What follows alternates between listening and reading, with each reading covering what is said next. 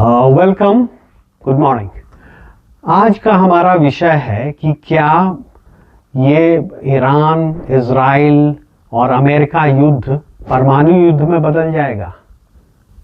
अभी समाचार थे जिसमें IAEA ने भी हस्तक्षेप किया कि इजराइल ने ईरान के कुछ परमाणु ठिकानों के आसपास हमले किए। IAEA जो एक इंटरनेशनल एटॉमिक एनर्जी एजेंसी है, उसने वार्न किया कि इस तरह के मैन्यूवर से बचा जाए, क्योंकि ये खतरनाक हो सकता है। अगर परमाणु स्टैब्लिशमेंट्स हिट हो गए तो रेडिएशन फैल सकता है।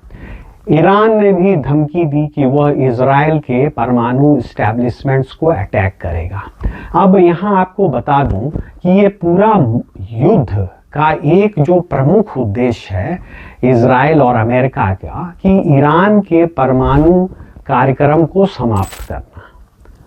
ईरान के परमाणु कार्यक्रम से अमेरिका और इजराइल भयभीत है। इजराइल को लगता है कि अगर ईरान को परमाणु कैपेबिलिटी आ गया तो इजराइल को समाप्त कर सकता है, इजराइल पर भीषण अटैक कर सकता है। तो हम आइए यहाँ मैप पे डिस्कस करते हैं, देखते हैं ईरान और इजराइल को। ईरान यहाँ पे है मैप पे, और ये है इजराइल। ब्लू में इजराइल है और ये पिंक रेड जो है कलर, ये यहाँ पे ईरान है। ईरान की मिसाइलें इजराइल तक पहुंच जाती हैं और इजराइल की मिसाइलें ईरान तक पहुंच जाती हैं। तो ईरान के सारे परमाणु स्टैब्लिशमेंट हैं जो हम लोग नेक्स्ट मैप में डिस्कस करेंगे, और इजराइल के सारे परमाणु स्टैब्लिशमेंट इन दोनों के मिसाइल्स के टारगेट पे है। और अगर डायरेक्ट मिसाइल हिट होता है परमाणु स्टैब्लिशमेंट्स पे तो भयानक विस्फोट हो सकता है और रेडिएशन हो सकता है, जिससे लाखों की तादाद में लोग प्रभावित हो सकते हैं। आगे बढ़ते हैं। ये हम लोग देखते हैं ईरान के परमाणु स्टैब्लिशमेंट्स। ईरान के परमाणु स्टैब्लिशमेंट्स में बुशहर, सीरिक, डार्कोविन, इस्फहान, अराक, फोर्डो, कराज, नैंटाज, अनार्क, सघेंड, अडाकान, ये सारे परमाणु स्टैब्लिशमेंट्स हैं ईरान के। जहां नैंटाज के आसपास इजराइल ने अटैक किया, और फोर्डो जो इसकी रिसर्च फैसिलिटी है जो काफ़ी भूमिगत है, काफ़ी नीचे है, और यहाँ इनरिच्ड यूरेनियम के द्वारा न्यूक्लियर वेपन बनाने का प्रयास हो रहा है, ऐसा अमेरिका और इजराइल का कहना है। तो इस पे अटैक संभावित हो सकता है, और ये संभावना, इस अटैक की संभावना से पूरी दुनिया सहमी हुई है, डरी हुई है कि अगर यहाँ अटैक हुआ तो न्यूक्लियर फॉल आउट हो सकता है, रेडिएशन हो सकता है, जिससे ईरान तो प्रभावित होगा और आसपास के नेबरिंग कंट्रीज भी प्रभावित होंगे। आइए अब हम इजराइल के न्यूक्लियर एस्टैब्लिशमेंट्स को देखते हैं। योदेफैट, इलाबेन, हाइफा, पाल्मचीन, नाहल सोरेक, टिरोस,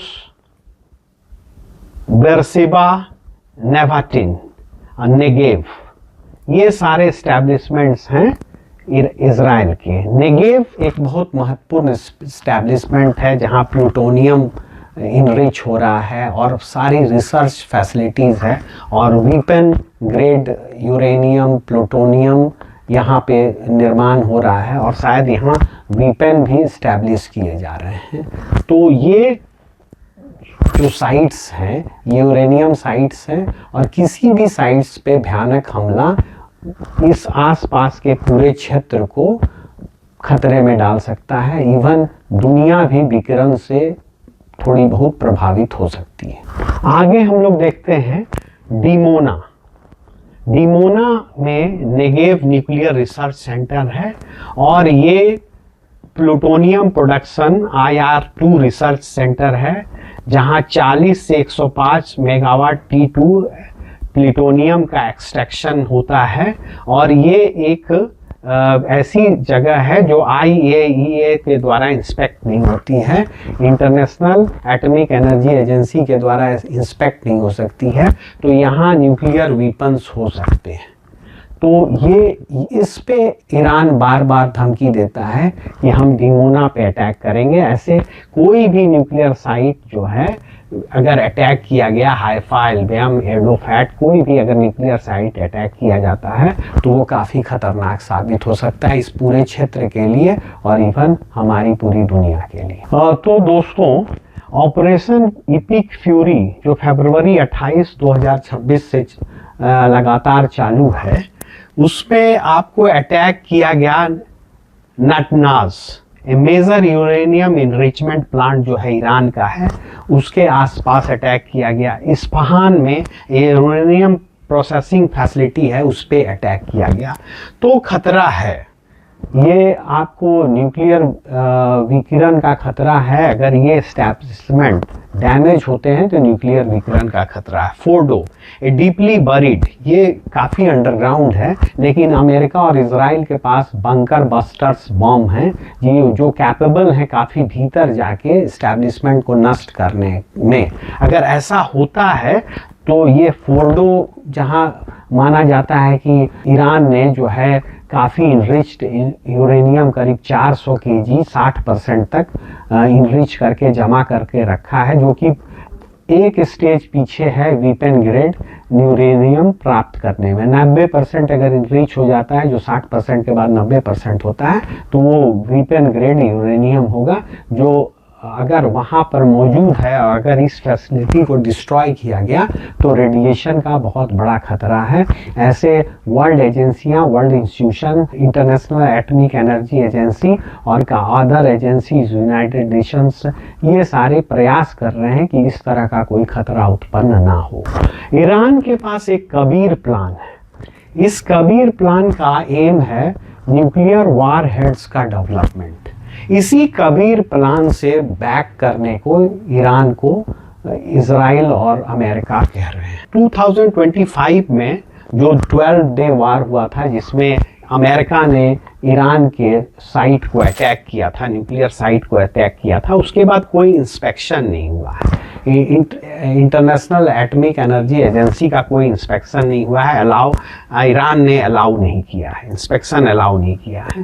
तो ऐसे में ये खतरा है कि वहाँ कुछ ना कुछ है, वीपन ग्रेड यूरेनियम है और काफ़ी एडवांस स्टेज में वहाँ काम चल रहा है।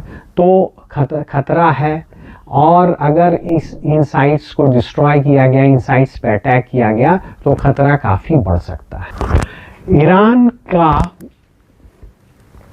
बुसहर पावर प्लांट, जहां येलो केक है, येलो कोक उत्पादित होता है, U3O8 यूरेनियम ऑक्साइड, ये इनरिचमेंट जो है क्रिटिकल करने में, पावर प्लांट्स को क्रिटिकल करने में, वीपन ग्रेड यूरेनियम इनरिचमेंट में एक काफ़ी क्रिटिकल कंपोनेंट है। यहाँ पे के पास में अटैक किया है इजराइल ने, बुसहर पावर प्लांट के पास अटैक किया है। फोर्डो थ्रेटेंड है। फोर्डो सबसे, जहाँ न्यूक्लियर वेपन्स हो सकता है या वेपन ग्रेड यूरेनियम हो सकता है ईरान का, ये थ्रेटेंड है। तो ये सारे चीज़ें जो है इस बात की ओर हमें ले जाती है कि शायद अगर यहाँ अटैक के दौरान इस युद्ध में रेडियोलॉजिकल रिलीजेस हो। अब रेडियोलॉजिकल रिलीजेस से क्या हो सकता है, तो न्यूक्लियर विंटर आ सकता है, ग्लोबल कूलिंग हो सकता है, क्योंकि एक काफ़ी भयानक जो है बादल जो है वायुमंडल को ढक लेता है और वो सूरज की रोशनी को ब्लॉकेट करता है, जिससे पूरे उस स्थान में या विश्व के पार्ट में ठंडक आ सकती है, एक कूलिंग हो सकता है, जिससे फ्लोरा, फौना, वेजिटेशन और जीवित लोग जो है, जीवित प्राणी भी प्रभावित हो सकते हैं। एग्रीकल्चर कोलैप्स, न्यूक्लियर विंटर है तो एग्रीकल्चर कोलैप्स हो सकता है आपको क्लाइमेट चेंज से, फूड प्रोडक्शन में रिडक्शन आ सकता है। तो ये सारी चीज़ें जो है और अगर ईरान भी डर्टी बॉम्ब की धमकी देता है इजराइल को और अमेरिका को। डर्टी बॉम्ब है एक रेडियोलॉजिकल मटेरियल्स का बना हुआ बॉम्ब रहता है, जो अगर गिरा दिया कहीं जाए तो कहीं पे गिरा दिया जाए तो वहाँ रेडिएशन हो सकता है, रेडियोलॉजिकल रेडियो एक्टिव रेडिएशन हो सकता है। तो इसका भी खतरा बना हुआ है कि कहीं ईरान डर्टी बॉम्ब का यूज़ ना कर दे। आगे बढ़ते हैं। ईरान का नेगेव न्यूक्लियर फैसिलिटी जो डिमोना में है, ये एक डिज़र्ट है, डिज़र्ट में है। ये इजराइल का ये है Negev nuclear research centre Dimona में, जो एक आपको नेगेव डिज़र्ट में है। ये थ्रेटेंड है, ईरान के द्वारा थ्रेटेंड है। यहाँ ड्यूटेरियम ऑक्साइड भी बनता है, हेवी वाटर बनता है। मीका एयरबेस, जहाँ शायद ये कहा जाता है कि इजराइल ने न्यूक्लियर बॉम्ब्स स्टोर करके रखे हैं, ताकि इस एयरबेस से कहीं भी कभी न्यूक्लियर बॉम्ब लेके एरोप्लेन्स उड़ सके और अटैक कर सके एनिमी देशों को।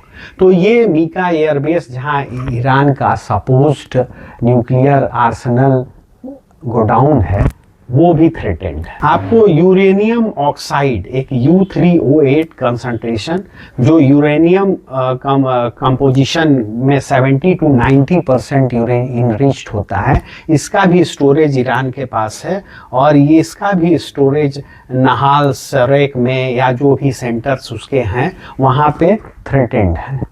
तो इस तरह से ये युद्ध एस्केलेट अगर होता है तो खतरा न्यूक्लियर रेडिएशन का हो सकता है। ऐसे वर्तमान में अभी दोनों युद्धरत देश संयम बरत रहे हैं और न्यूक्लियर एस्टैब्लिशमेंट पे अटैक नहीं कर रहे हैं। आसपास इन्होंने किया है, लेकिन डायरेक्ट न्यूक्लियर एस्टैब्लिशमेंट्स को नहीं अटैक किया है। वर्ल्ड इंस्टीट्यूशंस की और इंटरनेशनल एटॉमिक एनर्जी एजेंसीज की, यूएन की और बहुत सारे देशों की ये कवायद चल रही है कि इनको वार्ता के टेबल पे लाया जाए और युद्ध समाप्त किया जाए। अभी भी कुछ 40 दिनों की युद्ध विराम की भी बात हो रही है। तो शायद युद्ध रुक जाए, वार्ता के टेबल पर आ जाए, और ऐसा कोई घटित होने की अभी तक नहीं हुआ है और शायद आगे भी संभावना ना रहे। तो दोस्तों, हम लोगों ने रेडियोलॉजिकल खतरा जो विश्व पे हो सकता है उसको डिस्कस किया, और आगे भी हम लोग इम्पॉर्टेंट टॉपिक्स को डिस्कस करेंगे। आने वाले बहुत सारे टॉपिक्स ऐसे हैं जो स्टूडेंट्स के लिए भी और जियो पॉलिटिक्स में इंटरेस्ट रखने वाले जनसाधारण हम लोग जैसे हमारे आपके जैसे आम लोगों के लिए भी बहुत महत्वपूर्ण है। तो इसको हम लोग डिस्कस करते रहेंगे। कृपया चैनल को सब्सक्राइब करें, लाइक करें और लाइक माइंडेड पीपल्स को शेयर करें। धन्यवाद।